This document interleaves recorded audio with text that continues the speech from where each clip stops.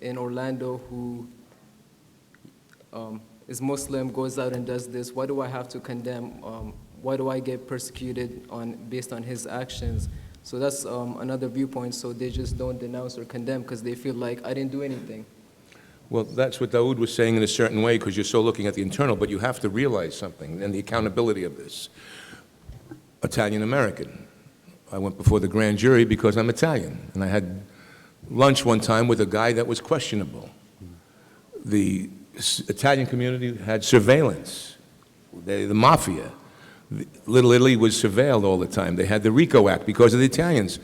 Now, there was some anti-defamation noise made, but the Italian community didn't want that either. They did not want that gangster mentality to go along, and they then banded together to kind of rid and to communicate their denouncement of that act. And it's not just one guy, it's a continued series of acts from Belgium to Paris to New York, you know what I'm saying, to San Diego, that has its root a certain kind of radicalization. So the fear, you have to equal the sum of the parts. And that's where I say the peaceful Muslims must speak out, because it provides them also a certain kind of strength and courage to say we're Americans, we want to be in this country, and we denounce, this is not our religion. Right. If it was Catholicism, the Pope would make an edict. You don't have that in Islam. You don't have the one central figure. But we have the Council on American Islamic Relations. Every time an act happens, they have a big press conference, and then they condemn, they denounce, and... You have a few guys that give a nice little speech for 10 seconds, but you don't have the totality of the, let's be honest. Okay. I find them ineffectual. I don't know what they are. They do not really hit the issue the way it should be hit. That's propaganda, more propaganda than it is really an actual difference. And that's where we can't just say a few guys in suits come up and say, we denounce this. No, the Islamic community as a whole, like I said, must call for a certain kind of summit within themselves. Yes, we're going to... I would actually factually disagree with you, because 1,000 Muslim scholars and leaders in the community within 24 hours of the Orlando shooting signed it like a two-page agreement that released it out to the press. Use the microphone so everyone can hear you. Awesome. Please.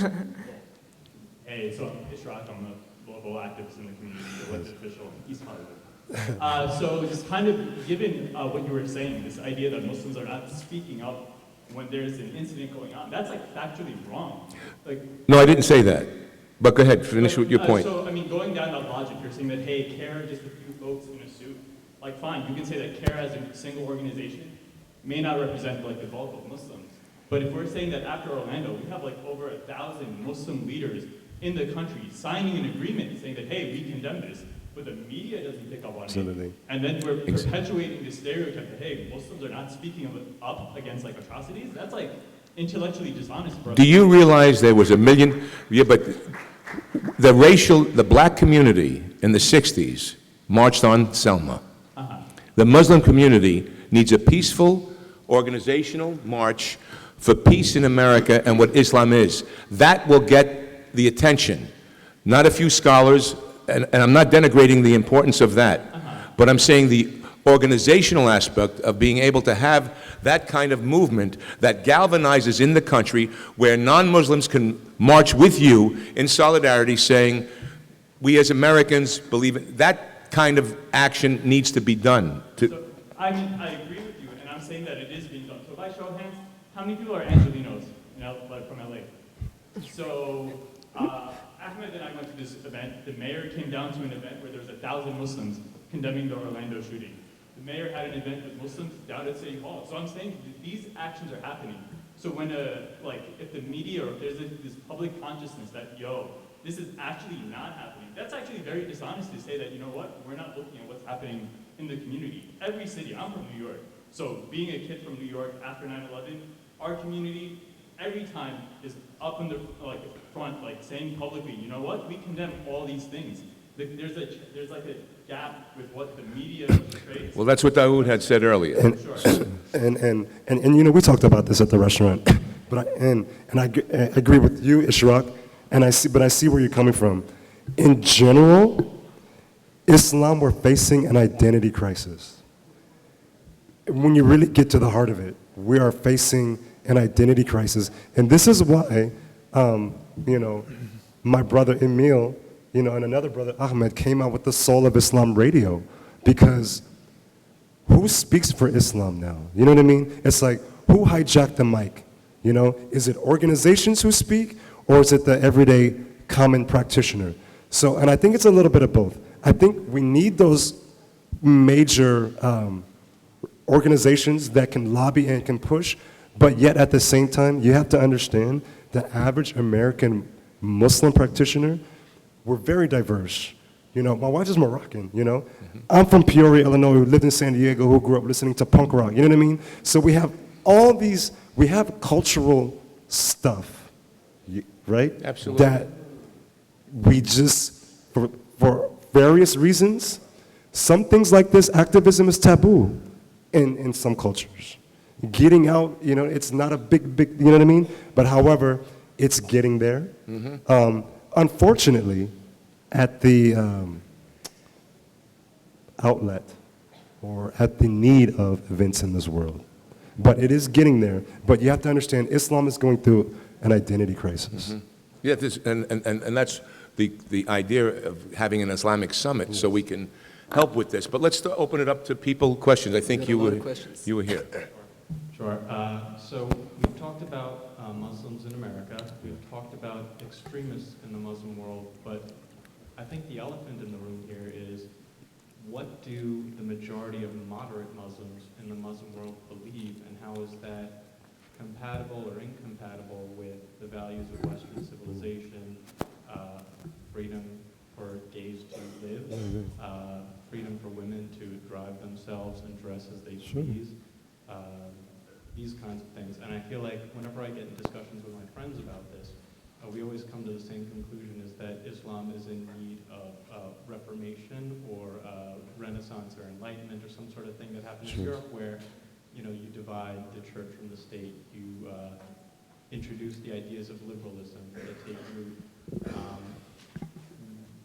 The question is, will that ever happen internally for the Islamic world? I just don't see it happening internally in the Islamic world in my lifetime. I wish it did. I wish all Muslims in the world had the same views as the three of you on this stage. I think we'd have a lot better world and society. Just like, I think we'd get along a lot better if that was the case, but I just feel like it's not a representation of the actual, Muslims in Muslim countries.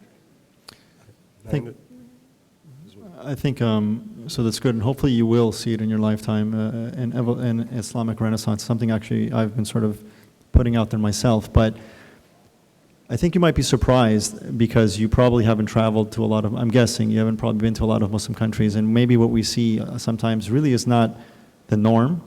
I think the only country in the world that women recently up until now haven't been able to drive is Saudi Arabia. And you know, maybe the Taliban took that as well and instituted that for a time, but throughout the Muslim world, I was in Malaysia just a few months ago, and you got women on motorcycles, and you know, I mean, Muslims are just like anybody else. There's nothing. Turkey, I mean, anywhere in the world, you know, Muslims. When you talk about compatibility with Western civilization, I mean, we're human at the end of the day. We all want the same thing, the right to live, and this is one reason maybe why Muslims haven't been so mobilized, because they're just trying to live, raise their families, put them in good schools, you know, and they weren't thinking up until now in this sort of political collective way, okay, now we need to actually get organized and start becoming active politically, because they're just trying to live a normal human life, you know, and raise their families, take care of themselves. But yeah, thank you for that. And, Thank you. 1 in 4 people in the world is a Muslim, so there's a lot of Muslim countries. Like you said, there's Turkey, Indonesia, Malaysia, so a lot of those countries, women are free, and the way the Sharia, because the Sharia, it's a matter of interpretation or understanding, so the way it's applied is different in Saudi Arabia rather than how it's applied in Turkey. So if you get a chance to go to Turkey, you should do that.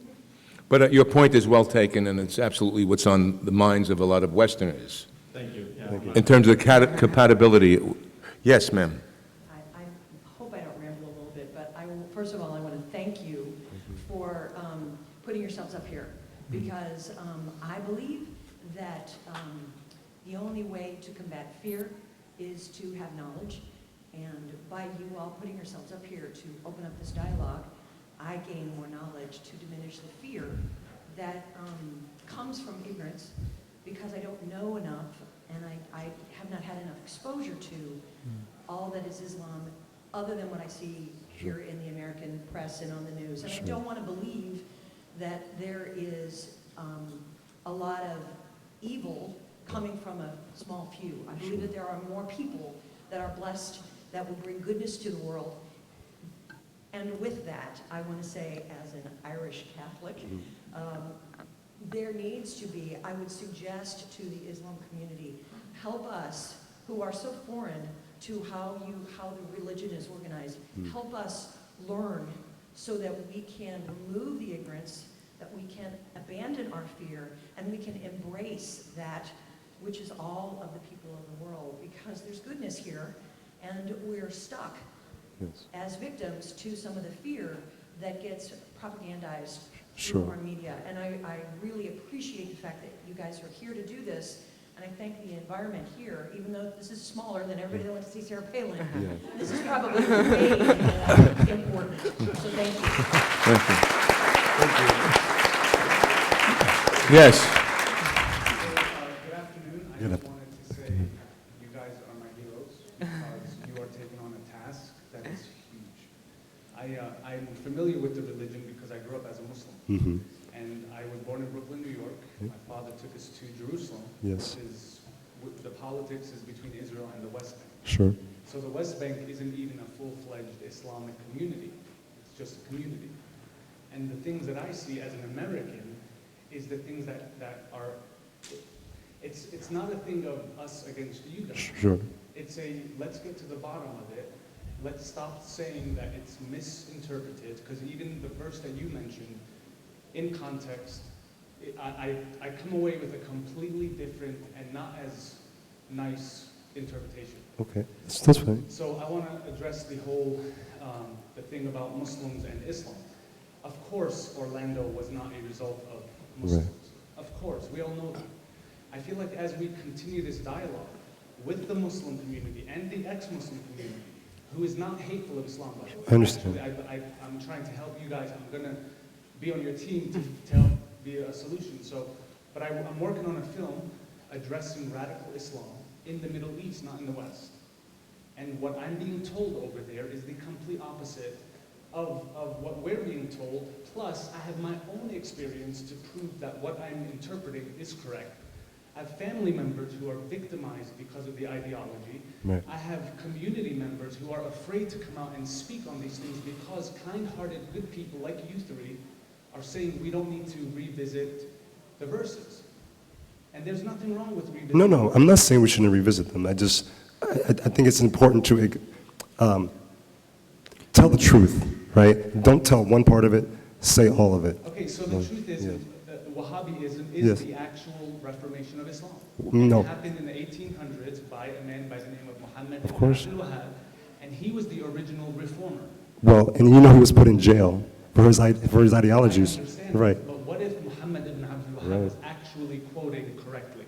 That 2,000 people in America, post Orlando, write a letter, that doesn't make it theology, that makes it opinions.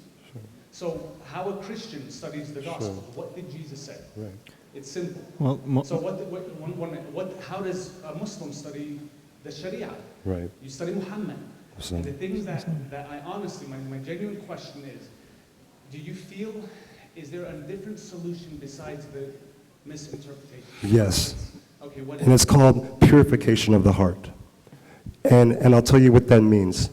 Islam is not a zahir religion. It's not external. It's not just shahada, salat, siyam, fasting, Ramadan, and Hajj. Because after that, then what? Then what? You're stuck with your ego again. Real Islam is working on your heart. Okay, according to who though? According to all of the Ahlul Sunnah scholars. I disagree with you. We can go With all from, due respect, honestly. and Imam Malik, Imam Abu Hanifa, My brother, the Imam Shafi. the Hanafi Okay, mindset, the right. Hanafi school of Islamic Right. thought Sure. encourages jihad. that is coming from a Incorrect. particular cultural background. It's in the Quran, it's in the Sirah, it's everywhere. So- my question So the question, there's so many issues here, if we can focus it, I mean, just on, Well, let me just calm down a second here. The issue is, and I understand what he's saying, and I understand what we're saying here. The Westerner Yes. and yourself, understanding what we do, and I'll go back to Catholicism. During periods of Catholicism, they had the Nicene Council, they've had the Ecumenical Council. They took interpretations of the Bible, and they said, this does not apply, this interpretation. And I had brought this up in terms of the idea of Reformation, being able to extract today Islam in the 21st century. We cannot give this interpretation on this particular verse this way going into this modern era. That's kind of the idea, I think, what you're I saying. think all I'm trying to say is that's a horrifyingly oversimplification of the problem. May I please say something on this? May I say something? And just to clear this whole jihad up thing real quick and nip it in the bud, this is what our Prophet ﷺ said about jihad. And hear me, just with an open heart. They were coming back from an expedition. And some of the Sahaba, the companions of the Prophet, they were elated. They were, the ego starting to rise. And the Prophet ﷺ, he said, you don't understand. You lost. And they said, Ya Rasulullah sallallahu alaihi wasallam, what do you mean? We don't understand. We just did jihad. He said, no. He said, this was hard. He said, you have returned from the war to the greater jihad. They said, Ya Rasulullah sallallahu alaihi wasallam, what is the greater jihad? He said, the war that you make with yourself to be an upstanding, rightly guided beacon of light in this world. This right here is jihad. Us coming up here and giving the word of peace and I'm going jihad against my ego. Why? Because I love my humanity. That's what the real jihad means, mujaddat, the internal struggle. Jihad doesn't mean bloodshed and killing. It literally means struggle.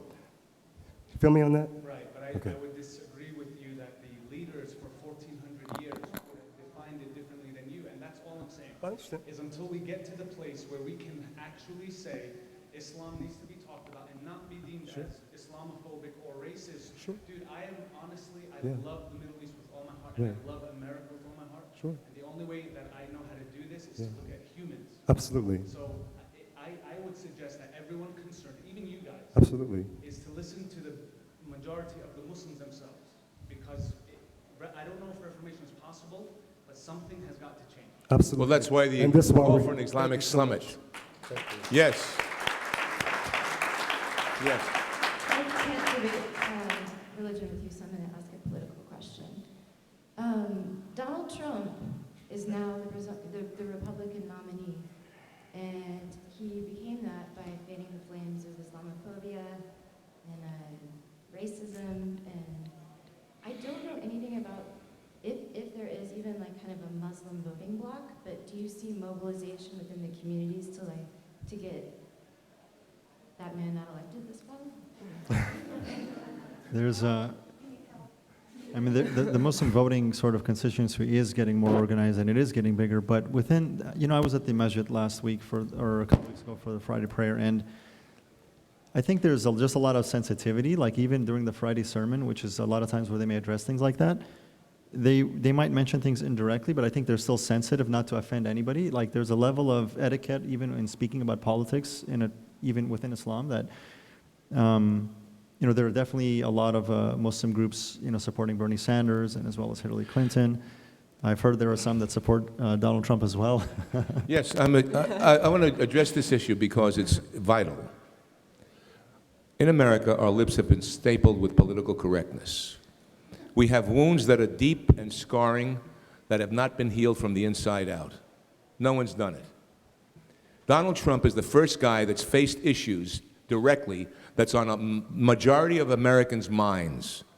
They're on their minds. Whether or not they come out and they agree with it or they say it verbally, it's on the minds of America. By him shining light on certain issues, it's going to help. It doesn't provide thoughtful discussion. It's going to eventually lead to healing and discussion. Watch what happens in the next several months when he starts talking about some of the issues. When his foreign policy gets more defined, you will see a difference, and more so than any of the other politicians, I believe. The idea of I travel the world as well. I do concerts around the world. I was in Estonia recently, and the migration of, and I have to bring this up, I brought it up to Dawood. I met with the Katie Couric of Estonia, did a concert for 5,000 people there. She interviewed me. She had done, and I had asked her about the migration. Now, when I saw this initial migration, in the back of my mind, I had seen all these young guys migrating. I didn't see old grandmothers and wives. I saw mostly virile young teenagers and men, young guys coming into Europe in droves. I made a mental issue of that, but I never went forward. Now, they said they're migrants because they're leaving the country because of war. Well, during World War II, Americans didn't leave America. We went to Europe and Asia to fight for our freedoms. The war wasn't happening on our territory. It doesn't matter. We still went and fought. In the Civil War, we lost many men. What's happening in Syria now, we didn't migrate out of the Civil War. Syria has a civil war. That's what's going on right now, and the people didn't. But irrespective of that, what we have to have, this dialogue, because Donald Trump has said this, is going to lead to a bigger discussion, which we need in our country. And what Islam needs to have is self-examination in certain ways. And I know we got the 10-minute warning. Okay. Thank you. Thank you. Thank you. Thank you. Hi. First of all, I thought one of the panelists earlier cited Turkey as an example of, sorry, what was your name? Ahmed. Ahmed, thank you. Ahmed cited Turkey earlier as an example of an Islamic country, and I've actually been to Turkey. Yeah, also Malaysia. I've never been to Malaysia, but if you would like another example, I've been to Kazakhstan.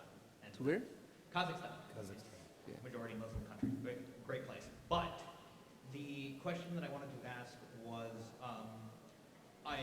I'm fully willing to concede that the Islam that you have presented to us, or at least presented us with a small fraction of here today, is the correct theological interpretation. I certainly concede that you are more educated on this matter than I.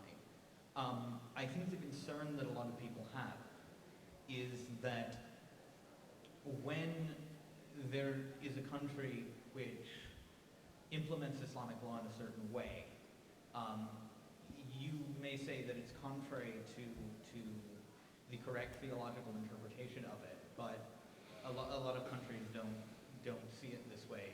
Pakistan, Iran, right. Saudi Arabia, Sudan, etc. And I was hoping you could address that wherever there seems to be the implementation of religious law in a Muslim country, there tends to be the implementation of how those out-of-context verses you mentioned earlier, it's how people who you've described as uninformed interpret them. I was hoping you could address that. Or somebody. So, in general, like this topic is like we just opened a Pandora's box. You know, it's like we need not 1 hour, we need a week really to discuss these things. But when it comes down to, Islam actually has always called for pluralism. Even within the Sunni community, you know, differences of opinion exist. So different countries actually apply different interpretations of the Sharia. And I know you're like, how can that be? Right? Because even within Sunni Islam, we have 4 schools, right? And some of the teachers, their students became teachers, right? So you can do the same thing. You can be different and be right. And I think that's what confuses a lot of Westerners, is like, how can there be these 2 different things, right? And at the same time, you can call that Islam. So culturally, that's how it plays out over time. I would just like to add that I really, you'd be hard-pressed to find a government within the Muslim world that is actually acting in accordance with Islamic principles. Yeah, that's the second I don't think there is one, to be honest. Well, the point is that they use certain scriptural interpretations which you've identified as false to justify many of the things which you and this happens universally across all religions and traditions, things that are constantly taken out of context. Yeah. In which To- religious law is implemented? I'm sorry? In which religious law is implemented in the modern world? I mean, we'd have to go into specific examples, and I don't think we want to spend too much time on that, but, Yeah. But Thank you. and regarding the issue about Muhammad ibn Abdul Wahhab and so on, I mean, his entire movement was in complete contradiction, and there's been more violence in the Muslim world since his work has been spread than ever before, and his work was invalidating the scholarship of 1,000 years prior. Absolutely. But it's a big subject. It'd be hard to kind of address it Yes. properly. Thank you all for Thank for you. speaking here today. Thank you. I have a question which is related to the language that the West, and especially America, uses to talk about difficult issues regarding violent members of the Muslim community who call themselves Muslim, which majority Muslims would say that they're misinterpreting their religion. It seems to me that there's a problem where, for some reason, the West thinks that there's Muslims and then there's peaceful Muslims, when really it's Muslims and then there's violent Muslims who call themselves Muslims who really aren't. How can we get past these perceptions? What do you think are the best tools for healing? Besides, I mean, obviously the general idea is education, Right. removing people's ignorance and fear. But what are some specific ways that you think you can do that, especially with younger American voters, to make sure that we're on the same page? So I'll say two things in these last 3 minutes that I think that we have here. It's going to take two things. It's going to take work on our part as a ummah, meaning Islamic community, to really clean up our act, right, and get back to the roots, which is actual true spirituality. However, I believe, and I'm challenging everyone in this room, if you're calling yourself an American citizen, don't play victim to the rhetoric, okay? Before you make a blanket statement about Muslims, actually go find a Muslim to meet first, and then base your opinion. Before you make a blanket statement about the Quran, if you've read it, that's something else. But half the people that have come to me, I said, young man, young lady, have you ever read a Quran? No. Did you touch one? No. Have you seen one? No. So it's going to take, this is an enlightened land. We have to rise above and actually get to the heart of it all and not just get caught up in the okie doke. You know what I mean? You have to have a real reference point. And I believe this is a great start by all the people that I see here today. And if I can Taking also this add, Yeah, Yeah. go ahead. To answer the Trump issue, he was hearing the media in Europe was covering up the hundreds of Western girls being raped and all of these atrocities from this group that supposedly you're not supposed to go into other countries, but in England they have these Sharia courts in 82 no-go neighborhoods. So to get it right, he's just saying, let's pause 6 months or so, get an idea what's going on before we continue. That's what he's asking. Just the way the media sensationalized Exactly. the Muslim community, it sensationalized his idea for temporary ban until we can find out what is going on and who's coming into the country. In That's all it is. Sweden, they're saying maybe in 10 years, because they will vote in Islamists or Muslims onto these governments, that they will then become more of a Muslim country just by the sheer numbers of the people in the population. Finally, could you explain to me what taqiyya is? what is? Taqiyya. That is when are you referring to when you